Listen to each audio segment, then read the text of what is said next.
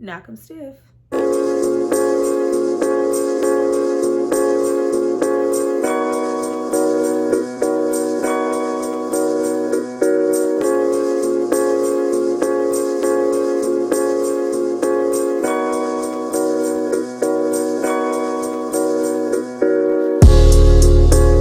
Guys, welcome back to my channel. It's Tyra here with yet another struggle review.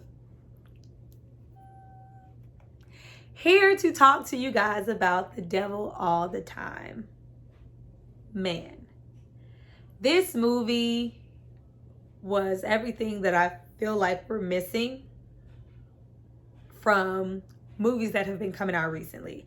I know that there's, a kind of postponed situation on a lot of things due to COVID, but just in general, we don't get really good storytelling that often. Not like we used to.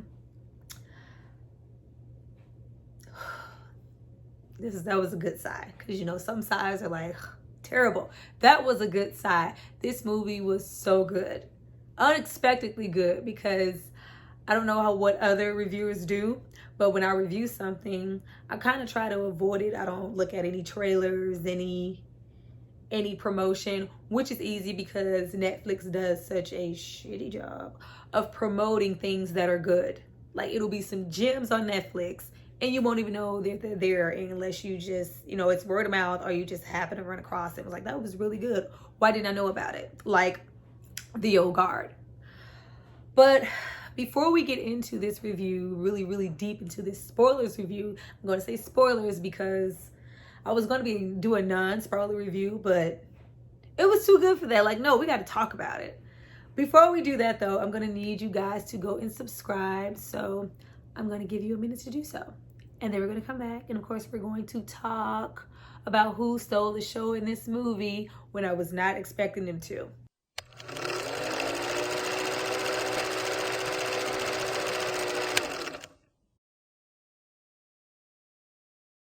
So now that you guys have subscribed to see more of me, let's get into this review of The Devil All the Time. I was so surprised.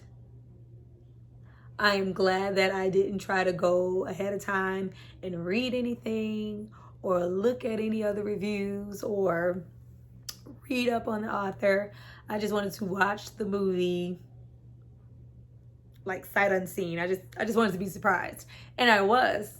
I didn't go in knowing who would be in here, none of that. I didn't.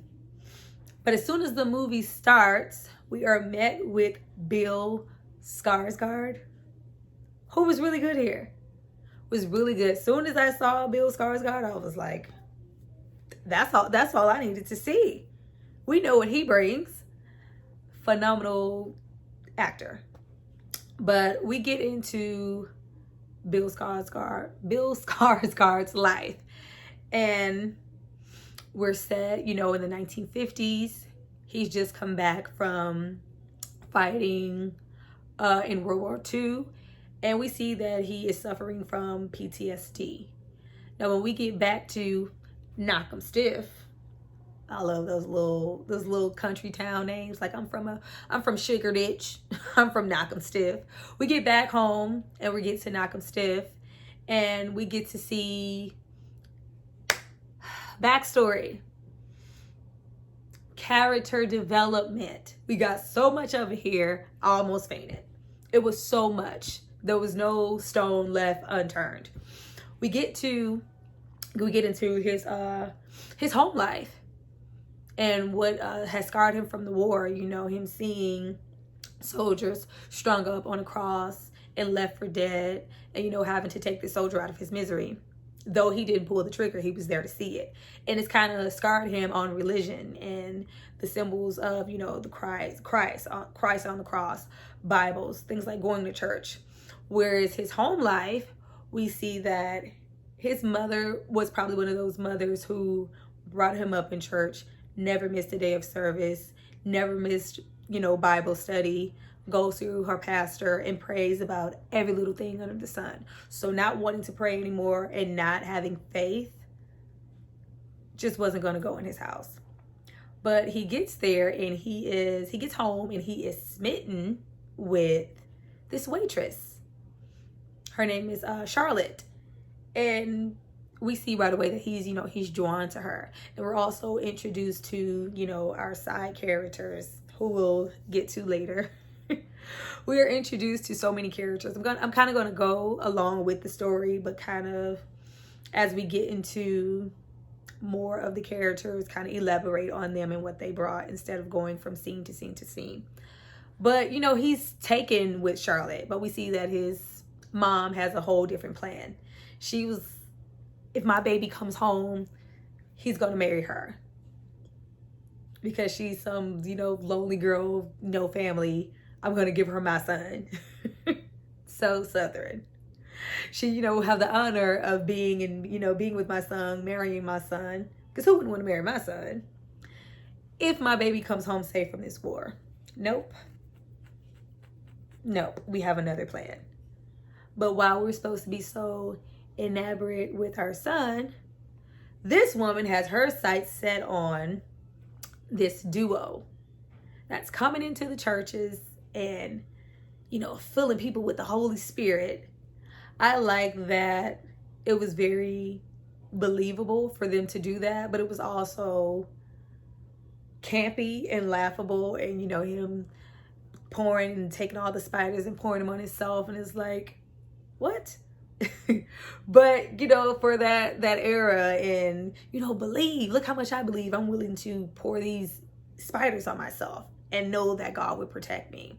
There is such a bout in this movie with religion. It's not even funny. And it holds so much merit still to this day with all generations and all cultures, because you have people who still very much believe in the power of simply praying. Like, if I pray hard enough, there's no way he can deny me. Well, I'll just pray about it. I'm going to pray on it. Did you pray? They have so much faith, as you should. I would never disrespect anybody's faith. But there are some people who, hey, if you're sick, go to the hospital. Go take these meds. And you have some other people, no, I'm fine. God will provide. I prayed on it. There is such a bout with that. But she's taken with the Spider-Man. She's taken with him, who was awesome here in the movie as an actor. But we get more into Bill Skarsgård and, him trying to I'm not here for her. Like, I'm smitten with this waitress I met. I left her a whole dollar. A whole dollar. I left her a whole dollar. That's how much I like her. We get into him coping with his PTSD and finding his faith again and getting, this girl that is just damn near the woman of his dreams, because he saw something in her that she wanted to, reach and help a homeless man, the town drunk. She was willing to do that. This light practically beaming off of her. And we as an audience, we saw it too. They, set up. We see, children being born and time passing and them saving for a house. And this start for what looks to be a great life. Especially for, back then, them coming, from being, poor and owning your own home and even, having a home, having a family, having stability was big. And we see that they want that. And we see how passionate he is, behind her and, him writing letters. She's helped me find my faith again. That's how happy I am. But we're building something here and we're going to come for you because, mom is still very much deep. They're all like within 100 or so miles of each other. Everybody's just like right in this box and there's so much going on to connect everyone. They're so far apart, but yet so close to each other. But he's in a good place. And we see the passion he has for Charlotte and that he has for his son and instilling, that faith. His faith has become so much more stronger over the years that he's built across you know, in the back where their land is, and he goes to pray to it. Like, I'm not interested. I don't want to go to church. This is my church. This is where we come to confess and pray and look to God. And he's instilling this in his son. We see that passion that goes so far for their mom that we see onlookers, you know, talking smack and, you know, what I would do with a woman like that. Very calm. Didn't break silence there, because this is our place of solace. This is where we come to pray and repent. I wouldn't dare crack a face here. But oh, just wait. We see him, you know, take his son and instill, you know, you have to protect your family. You have to protect yourself. There's a time and a place for everything. He goes and he finds these men and hauls ass on these men, and you know, his son right at that moment sees a whole different perspective of his dad. And we kind of see that inner, not inner demons in dad, but we see that there's something looming in Bill Skarsgård. He was so good here. He was so good. We see something is looming. And after he, you know, kicks ass, we feel vindicated with him. Like, yeah, you better. These, you know, these backwood country 1950 towns, who's to say they wouldn't wait for you to leave and try to assault your wife? And we feel good that he did that. I felt good. Goes home, laid out. Charlotte is laid out, burnt food in the kitchen. So it's kind of like, was that all for nothing? Like, I'm trying to go out of my way, protect my family, build that foundation, build a home, break that curse of us, you know, being poor, not having anything. I'm trying. And we still get broken down by an outside illness. She has cancer. After the revelation of, not only does my wife have cancer, but it's far. We can't cure it. All we can do now is pretty much wait for her to pass. Dad has a whole internal switch, and what we saw kind of looming comes to the surface. And not only does he want his son to pray, because despite the feelings that we saw in the beginning of him kind of ha-haing at church with his mom, like, I don't want to go to church. I don't want to do that. I don't want to pray. I don't want to go in that sanctum. There's no place there for me. But he met his wife, and that was kind of instilled again, that faith. We don't want to go to church, but we still want to have faith and pray to God. There has to be a God, because he's blessed me with Charlotte. He's blessed me with his home, with my family. Now it's being taken away.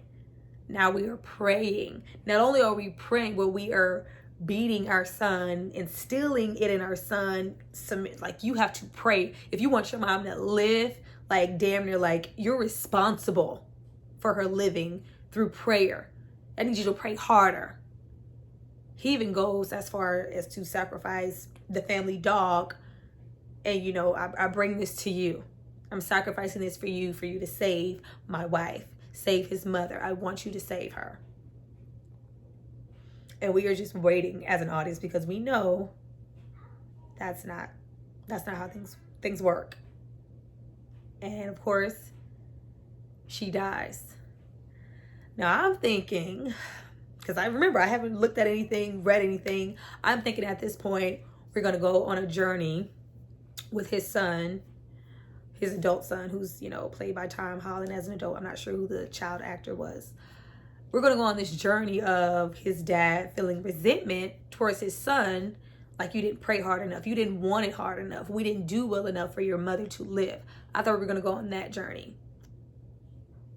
And his dad was going to be the devil all the time. No. Bill commits S-word immediately after burying the wife. Immediately.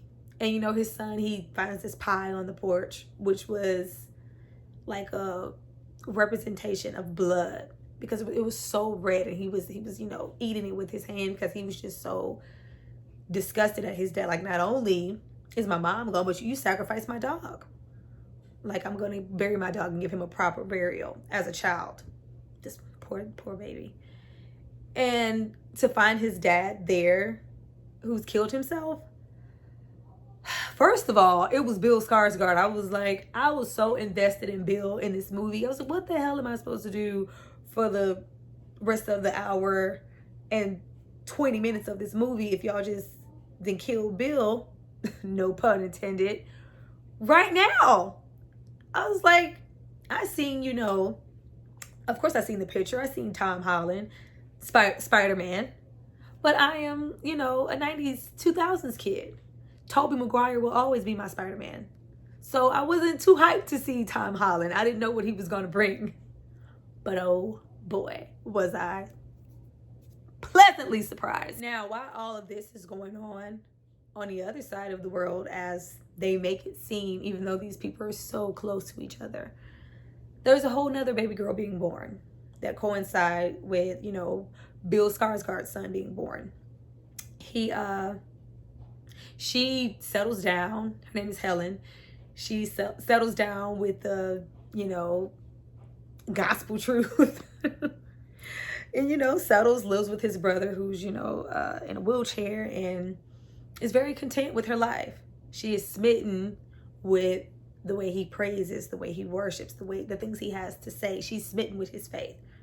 And they have a baby. Her name is Lenora. Now, Mr. I'm going to pour spiders on my face to prove my faith is bitten by one of these spiders and loses his mind.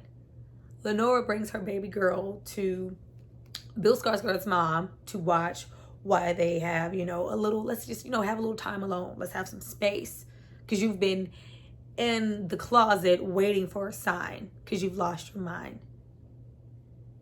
He gets it in his mind that he can resurrect her. Like we couldn't, get a rabbit first, get something. No, we go straight for our wife and murder her to have her try to resurrect. Now, Lord, now. What? Ugh. But that didn't work. And we've killed and left, Lenora alone. All of a sudden, after he realizes that he can't resurrect her, he snaps back into reality. Gets in the car with his brother, who's like, who's going to believe that? You stabbed her on purpose. Leaves him alone in his car. And this is when our two characters come into play. I was so scared for these characters that they would be some beeline, throwaway, random, just in their sake characters. No. We got a lot from these characters. Sandy and Carl. We see them meet and it's like, oh, that was random. They met in a restaurant. A little bump. Welcome back, Bill Skarsgård from the war. All right, I'm Sandy, I'm Carl. You take pictures? Cool. No. These two are on their own killing spree. Whole killing spree. We want to, take pictures of our wife now in these acts with these men. But before we even get into the whole act, by this time, these men have stripped down, allowed themselves to be photographed, and now murdered by this couple. Lenora's dad just happens to be the first victim. Now, I am one of those people who do not like things happening just by circumstance. Like here, all of that work, everything coincided so perfectly. Things happening within the character's life made perfect sense. I had no problem with it. They capture him, and it's just so funny how he just comes back into reality. Like, I have to get to Lenora. What? You just killed your wife. But he's like, I'm trying to get back to my baby girl. And if you're going to, kill me, just... I love how they're so nonchalant about murdering people.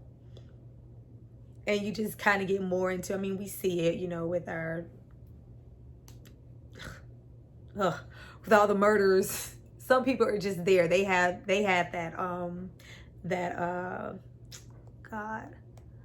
What is his name? What is the handsome guy who was able to murder all those women and just go unaccounted for? Because like, look at him. He could never do that. God, what is this? Is it Ted Bundy? I think it's Ted Bundy. And you know, those charismatic murderers, they had that. And like, he'll just come on, lay down. He's like, no, just bam. Now I'm thinking with the wife, Sandy, her initial thing was to, you know, get these men and, you know, let's take pictures and go on our way. But when Carl murdered him, it turned into a whole thing. Like, oh no, this is what I wanted to capture, because in his mind, as we find out deep into the story, this is how Carl is getting closer to God. This is what gives him that religious experience. Murdering someone and then photographing them at their weakest moments. But okay, I really like that the writer that this who wrote the book that this movie is based on also narrated the story. I think that added a lot to the film because he wrote it, so he knows when to add those nudges in his narration. That was great. But at this point, Arvin, our Tom Holland character, and Lenora are left with their grandma. And they grow up this whole time with their grandma.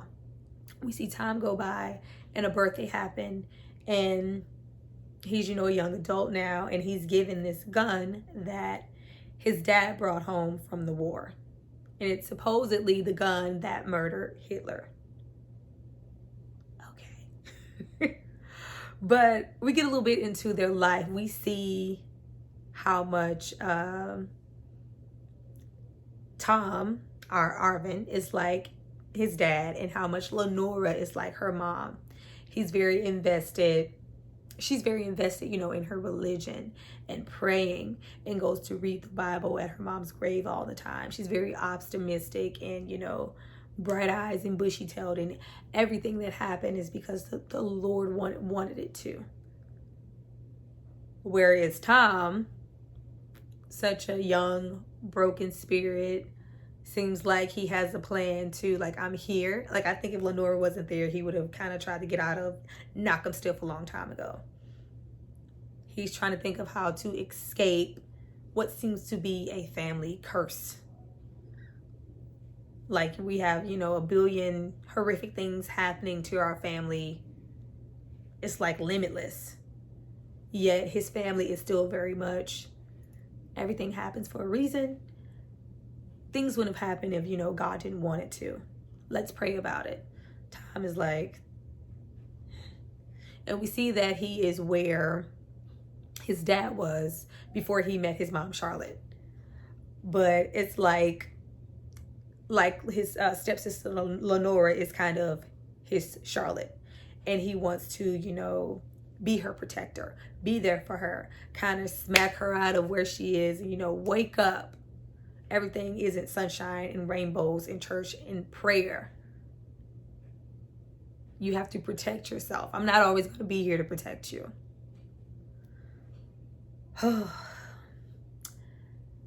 At this point, we get introduced to more. We get more backstory on Sandy and Carl. We found out that the do-gooder, raunchy sheriff that, you know, was called to identify Bill Skarsgård's body just happens to be Sandy's brother. We see those ties that people have as a family. And those ties are so strong that you can be well aware, maybe not have any proof, probably never caught her, but you know deep down your sister is doing some gruesome things with her husband, and you protect her under the bond of, well, that's my baby sister. I could never. And still carry on your duties accordingly. But we're introduced to him and his reckless way of being a sheriff. Like, it was one of those, you know, 50 sheriffs who just want to be a sheriff just to say, I'm the sheriff. Not really doing much. You just like that title. I like the way that sounds. I'm in control here, you know. But we see, you know, they're going to, you know, visit the sister. No, the sister is going to, you know, visit her Tom, and she goes so much as to say, you know, even if my dad came back, I could forgive him and maybe we can move forward. And so I was like, what? Like, he murdered, you know what he did, right? She's like, yeah, I've gotten over that. Her faith is so strong.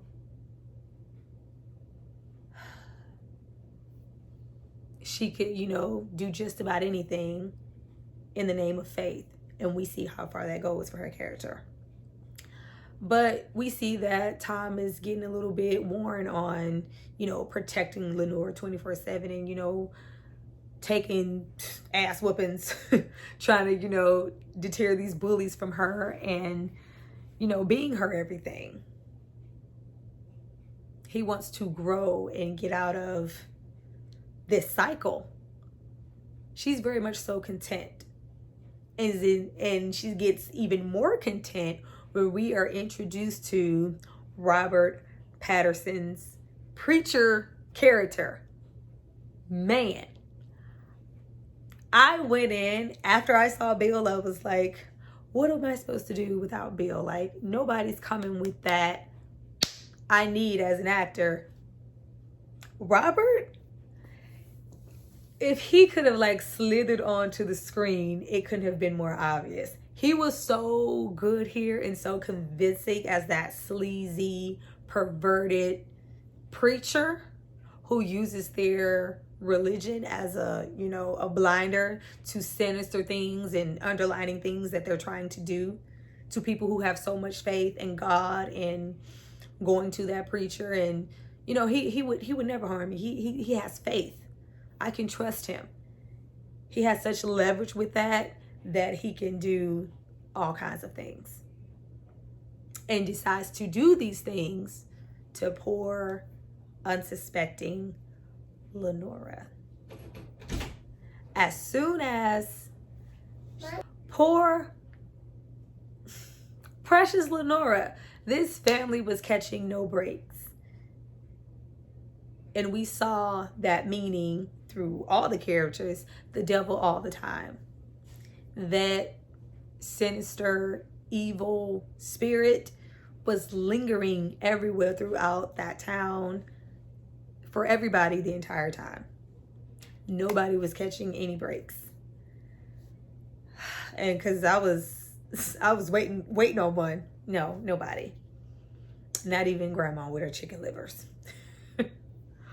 But Robert Pattinson. Holy sh... You know, you immediately just disdain a character. Like, you can't displace the actor from the character. That means that they have done their job. As soon as he came and dug his fingers in those chicken livers, I was like, all right. Grandma, this is not your pastor. This is not your pastor. That old pastor is gone. Find a new home. This is not your church. This is not your pastor. He came to suck everything bone dry. And I'm not talking about the tithes. But we get more into Carl and Sandy. Carl is very content. It's like reading the morning paper for him. We're gonna, you know, track down these unsuspecting suitors, lure them, photograph them, murder them, do it all over again. Sandy's tired. It's looking like Sandy, like, can we just be married? Can we just be regular married people? You see that she wants to leave, but she's not strong enough to. So something deep within her is enjoying this. We see that she even goes as far as to pack and, you know, plot to escape. But no, right after she, you know, does that grand gesture, like, oh my God, I'm so tired. Like, oh, fuck you, Carl. You go right in and you look at those photographs. You sit and you lust at them. You like what you're doing. You like it. Deep down, something is drawing you to it. And it's like she's admiring. Look how beautiful I look there. Look how sexy I look there. When there's a whole man with his genitals cut off. But we see the We see the brother come and kind of, where's your husband? And we can see that, like, what's going on. You know what's going. You may not know everything to a T, but you know something is going on. You even found a photograph as proof, and you still do nothing because this is your family. This is your baby sister. She even has the opportunity that entire time. I was thinking just for a split second that she would, hey, I didn't have anything to do with it. I was forced to do these things, kind of throw Carl under the bus and, use her brother being the sheriff as kind of her foot to get out of this horrible marriage that she just disdains so much. And he's making her do these horrific things that she doesn't really want to do, but she doesn't have the push to leave him. No. Very nonchalant. Get out of here. You got what you need. Bye. At work, I don't know. She wants to do these things. She's reveling in it in her own little way, just as much as Carl. Like, you're tired, but you're not too tired to stop. You're not too tired to leave. You're not too tired to turn yourself in. Devil all the time. You want to pick up these hitchhikers, but okay. Whatever, Sandy Cheeks. Then we get into poor Lenora. Poor Lenora, who I knew was doomed as soon as, Irvin, I'm not going to stay with you today to pray with your mom or read the Bible to your mom. I'll pick you up later. I got some things to do. You gotta leave her here with old Rob, the preacher. We knew immediately, like, I knew he was coming for something. Though, I thought, let's take the naive townspeople who have this much faith in religion. They just give you all of their money and they're poor. Not the babies. You're coming for these young, naive girls. But as quick as he drives off, we already see that he's been watching her. He's been waiting. It starts to rain and he opens the door, pulls her into that church. Cut back to Arvin, who is trying to save something. He's trying to rectify something. Because so far, since his father's passing and his mother's passing, life has been a downslide. Not only are we kind of orphaned to grandmother, neither one of us have parents. They're both dead. We're poor. And the school that we're attending is picking on us and, picking on you, a girl. We're putting bags over people's heads, calling her ugly, like, horrible. And we see him get that same, drive in him that his father had when something else took over. And he beat those men for, even insinuating doing something to his wife. Like, how dare you? I'm sick of you picking on Lenora. Like, take a page from my father's book. I can catch him alone and stop catching him all together. I have a better chance with him alone. Catches all three, hucks them up, bags and all, and he feels vindicated. Like, I finally did something right. I finally, brought some justice back, bringing something back to our family. We don't want to be picked on. We don't want to be belittled. I have something. I did something. But just as he's getting fulfillment and vindication from finally sticking up for Lenora and defending Lenora as, his dad tries to defend Charlotte, Lenora is still taken in the worst way. Not being picked on, not being, made to be the dog-faced girl. I was like, Lenora's pretty. What? Okay. But the faith, that religion that's so strong in their family. So strong, so strong, so embedded. I can trust him. He's a pastor. Well, he wouldn't tell me to do anything wrong, right? No, Lenora. Pastor gets her into the car and, feeds her this crap about, giving yourself wholeheartedly. Have you ever, given your full body to the Lord? Man, right? You could have not told me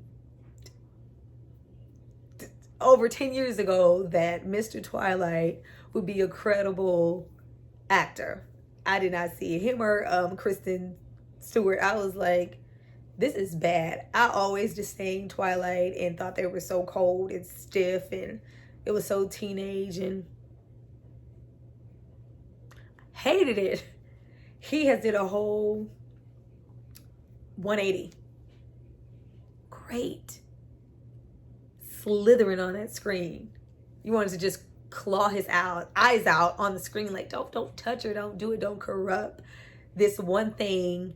And the family, that no matter what, she still has her faith. She's still strong. She's still optimistic, still virginal, still pure. You're gonna corrupt that? That was the last thing Arvin had. That was all. That was all he had. All they had was each other. As different as they are, as strong, the faith, and this is my sister. We came to this house together. We grew up here together. You're going to disrespect and deflower that? This young girl? Where's Jacob when you need him? But that happens, and we continue to see Lenora, going to church. I'm like, where is everybody? Where is everybody? But she's there, and she's finding comfort and feeling like she's, being brought closer to the Lord and closer to faith through this malicious, disgusting, pedophile preacher. She feels like she's getting what she needs. And, Arvin isn't there. He has no clue what's going on. At this point, he's working. He's trying to figure, I'm trying to get out of Knock'em Step. There's nothing here for me. Everything here is broken. And I don't want to be broken anymore. I don't want to end up like my dad. I don't want to do this.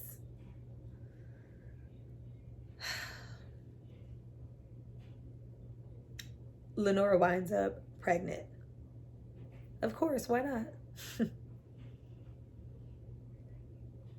Sleaze, hey, go take care of that. Uses her faith. You would want to shame the family. You would want to bring that down on your grandmother. You would want to shame the Most High. Get rid of it. God damn you, Robert Patterson. God damn you. But poor Lenora,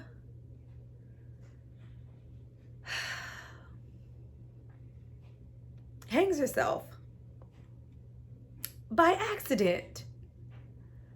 I was so here because she was already, her spirit and her faith had already been broken, and something was taken away from her that can never be given back by Sleazy Rob. And she's about to hang herself. And I already knew it was coming with the pregnancy, because she's like, Lenora hasn't been feeling well. She's throwing up. Oh no. Goes and, you mean to tell me you don't remember, all the lustful things we did in the car? You don't remember any of those? Like, I'm pregnant. Yeah, get rid of it. Her bright idea to get rid of it is to hang herself. But before she even goes through with the act, she realizes, hey, I'm not going to bring shame to my family. My grandmother loves me. Bucket slips anyway.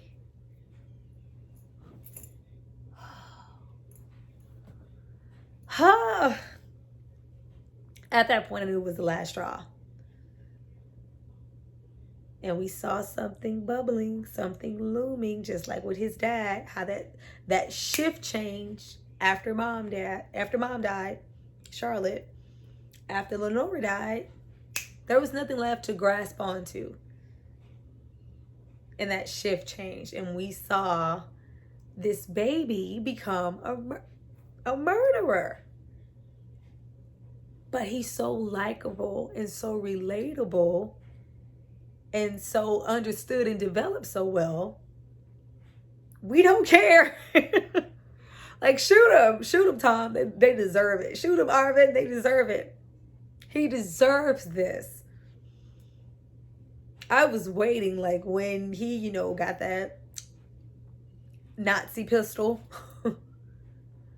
and went into that church after he's been informed, you know, she was pregnant. It's like, my sister wasn't out there like that. The only space and time she could ever be in to even be around any boys is here. He's the only person that's here. And he's followed him and watched him. Like, Lenora isn't even cold in the ground yet. You already have another young, unsuspecting, virginal girl that you're preying on in the back of this car. Didn't waste any time. We understand so much, you know, from seeing the second girl that he's now captivated. This isn't some, you know, single lapse in judgment. No, this is what he does. This is regular protocol for him. I'm sure this is what he was doing long before he ever made it to knock him stiff. But Arvin begins to follow him, watches every move, everything he does. Everything. Even, you know, him with another woman in the backseat of the car. Everything. Him going home to his wife. Like, you just did what you felt you had to do with this young lady, and you go home and get head from your wife. Shoot him. Shoot him, Tom. There was so much build up for all of these characters. You felt and you were there for every one of them. So when Arvin makes this transition from just a regular guy trying to make it to a murderer, you're here for it. I was here for it. And it's like everything was kind of passed down to them from their parents. That, you know, that faith, that religion, that belief in God and everything holy that Lenora had came from her mom. Same thing goes for Arvin. The exact spitting image of their parents. So it was kind of inevitable that they would end up this way. The devil all the time. All the time. But he, before we, you know, get into the pistol and get to the church, we go back to Carl and Sandy and Sheriff. Sheriff's full focus is being reelected. He's trying to make sure that happens. I don't need anybody trying to wreck stuff. I'm like, this whole town knows what Sandy and Carl is doing, and nobody's doing anything about it. But we kind of see that Sheriff's how he's been ruling the town with an iron thumb. Everything but his sister. That's a whole separate entity. What? You saw my sister? Oh, that wasn't her. I don't know what you're talking about. Not my baby, sis. But that prospect of that being threatened drives him to shoot, you know, these kind of beeline good fellas, because you know he has his bodyguard and everything, that he's been working for. That, you know, he's working, you know, look the other way on certain things, that, you know, pay him a little fee. He kills them. Like, I don't need to leave no stones unturned. We see how far these evil thoughts, these evil doings run. It's like second nature to everybody in this town. Devil all the time. He had no problem shooting them. Because we saw maybe a decent quality. Like, he was, you know, a little sleaze. Look the other way. It is your blood. You were there, and rush to help young Arvin. Okay. Little hand job in the car. All right. Do what you need to. No, you blatantly killed 2 men. Off the rip. Without a second thought. So I'm like, okay, yeah, this not his first rodeo. Whereas we cut to Arvin, who is trying to get up the girth to shoot Sleazy Rob. Very shaken, very scared. Complete opposite of the sheriff. But he's sitting there and he's, reiterating and going through a story of, him having a wife and mistreating her, and him, being mischievous and doing questionable things with other women, and kind of regurgitating what he's currently doing in his own marriage and with this young girl. Once he realizes it, him and his pinky ring, Robert Pattinson did great here. And gets that gun out. He was so shaken. For 2 seconds, it's like you wanted him to do it, but you didn't. Because, when you murder someone once, there's no coming back from that. And then you have the possibility of, a stricken life and, jail and things that we don't want to see this character go through. For the most part, we want him to get out of Knock'em Stiff. We want him to, go against the odds and be great. Because we know he deserves it after everything he's been through. But just like that pie that was left on that porch, once he smeared it, it's like he smeared all that family stain of murder and prayer and God and death and grief. It's like he smeared it on himself and took it inward. But best believe when he shot him, I was here for it. I was like, no, yeah. Oh, no, you can't come back from that now. Did you get all the shell cases? We don't want you to get caught now. And he knows it's wrong. He knows that this is life change. That this is why he doesn't, take time to say goodbye to his family. But he leaves money. Like, this is a good boy. But he's like, no, I'm not taking any more L's. My family isn't taking any more L's. There is no way and no reason he should be able to do these things and just walk. He just gets to walk away and my sister is gone. Nope. Bat. Collects his show casings and leave.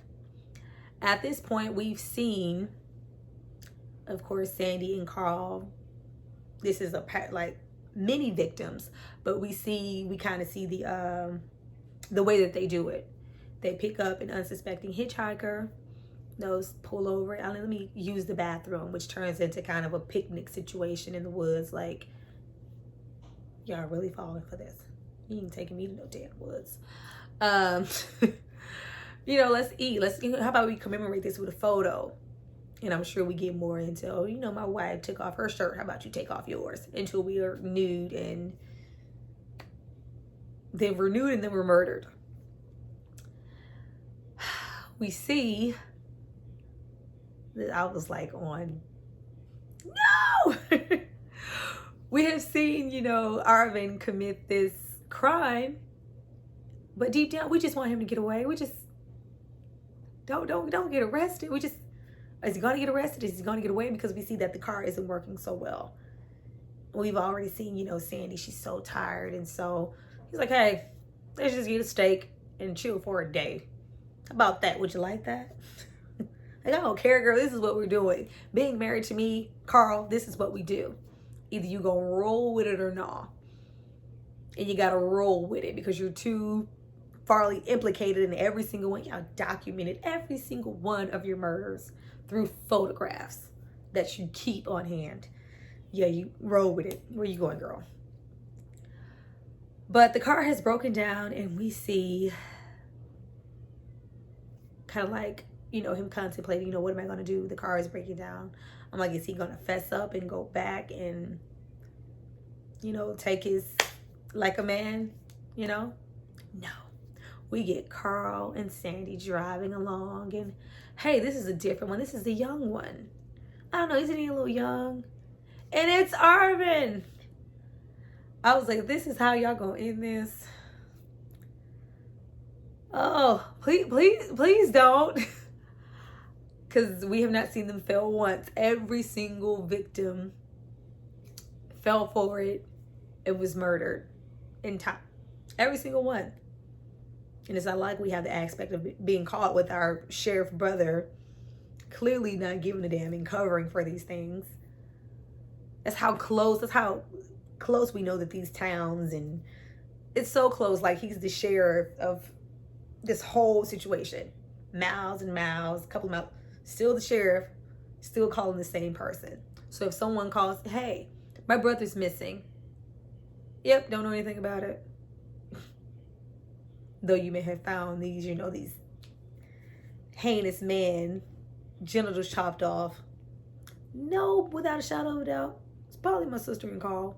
Not going to do anything about it. There's no one to protect Arvin if something was to happen. Don't get in the car, Arvin. Arvin gets in the car. Arvin gets in the car. And we see things come full circle in the movie. Full circle. Amazing. Amazing. For him to end up and be a possible victim. Amazing. After everything. And we see them have a hand in Lenora's life and now not only his life. Amazing. Because, as far as they knew, we never found our dad. Maybe he's, is going to pop up. But growing up, Arvin has been taught and instilled to protect yourself. Look over your shoulder. Know your surroundings. Shit. Arvin can already sense something isn't right here. Sandy has did nothing but, sit in the seat and light a cigarette. Something is not right here. He's already on edge. He's already scared. He just killed the preacher. Now, what I couldn't understand was what was so different about this time, that I'm like, were they going to lure him out with the... No one else was lured out with the gun to say, hey, sit on that blanket and have sex with my wife. But he had a gun, just like he had with Lenora's dad. You just happen to have that gun on hand right there. But it's like he could sense, I'm sure he was getting it to put here and then say, hey, come on out. It was too late, though. Arvin already sensed it and felt it in his spine that something was right. Because it's been something sinister and evil on his family's back his whole life. Killing everything. Killing any hope, only bringing sorrow. So he felt that coming off of Carl and Sandy immediately. Shoots Carl. And by chance, we see Sandy kind of being iffy and Carl feeling it like, no, boo, we're going to give you some blanks. You're not finna kill me and run off.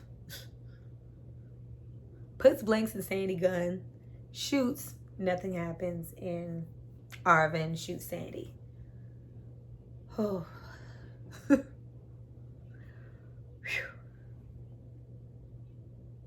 Arvin has now killed 3 people in like a day. 3 people. Do we not like Arvin anymore? No. No. The character, the development, the push, the backstory was that strong here. Still here for him. Still want him to get away. Still hoping. At this point, sheriff is called to, view the body. It's your sister. Thinking, this would be the push for the sheriff to go, hey, maybe I should straighten up. Nope. Man, I gotta go find those pictures. If someone sees their pictures, they're gonna think, I had something to do with this. Or I knew about this all along. Oh, sis, could you move the hair? Oh, sis. I'm gonna go to your house to find these pictures. Many pictures from every single murder that they ever committed, all the way down to Lenora's dad. Spider-Man. All the way down. Burns them all and doesn't think twice about anything. At this point, Arvin has made his way all the way back home to where everything occurred. Like, this is where my life fell apart. I need to make Silas here, bury my dog, and move on. The bystander at the, I believe it's like a little station area, recognizes him right away, tells him the house is burned down. It's like, well, the least I could do is bury my dog. Like, I'm trying to close a chapter. I don't want to be this. I don't want to be a murderer. Like, those people were bad. They were going to kill me first. At this point, the sheriff has gotten a call about the pastor, about Irvin, about the pistol, and has already identified that a pistol killed his sister and Carl. And also knows that this is the same child that I came to rescue and take to his grandmother all those years ago. Do we come and try to de-escalate the situation with any sense?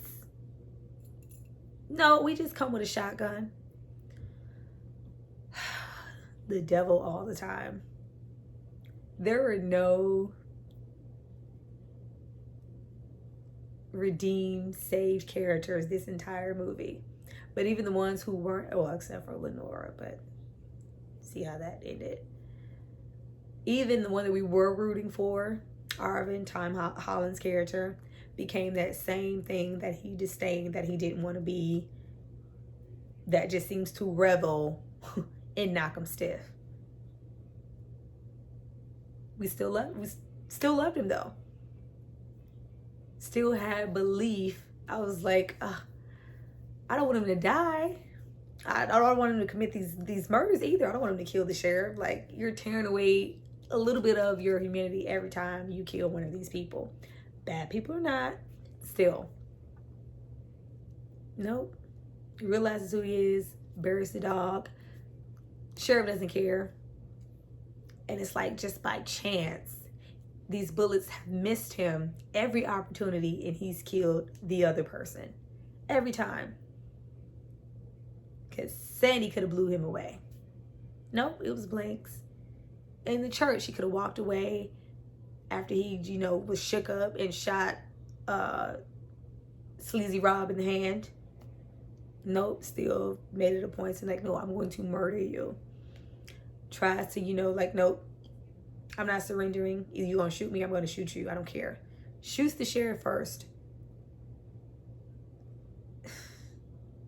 And in the end, after everything that's happened, all the life-altering stuff that's happening in the past 24 hours, he is able to walk away. And we are left with him to imagine what his life could become, because it could go many different ways. Because I'm sure, we know him shooting that sheriff isn't going to stop there. But we're left with just kind of that optimistic view that Lenora had before, that he didn't, he wasn't fortunate to have. Even though she had it, with God and with her religion, he has it now. And he had to commit all these murders to get it. We're, left with him being picked up by yet, hitchhiking yet again. And we get the typical 70s Volkswagen pickup. Hey, dude. Totally, man. Peace. Where you going? That San Francisco van. If you're going... No, I'm not saying. We get that van and that everlasting yawn. And it's not just like, I'm tired for these past 24 hours. Like, no, I'm tired. My whole life I've been tired. I've always been tired. I've been tired since I was 7. Like, I don't know what's happening. I don't know what's going on with the future, but whatever it is, I'm ready for it. A murderer and all.